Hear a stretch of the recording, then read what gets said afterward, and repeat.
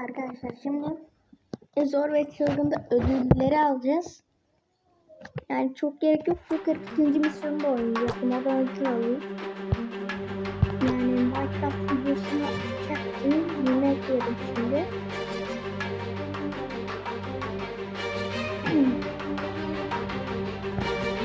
%46.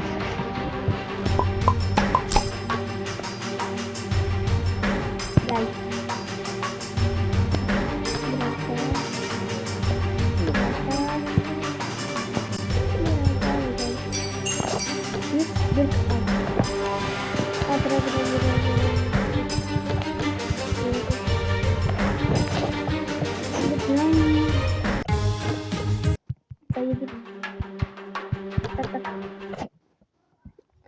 Ödül istiyorum. Lan hiçbir şey kullanmadık değil mi? Verdim değil mi? Verdim. Ödülleri aldım. Çıkalım.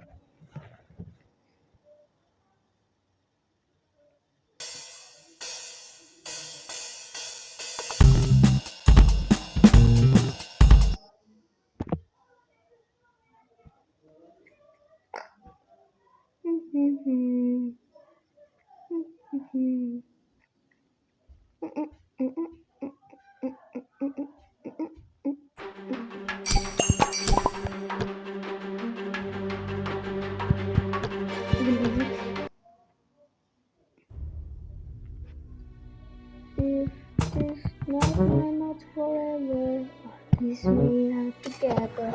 Another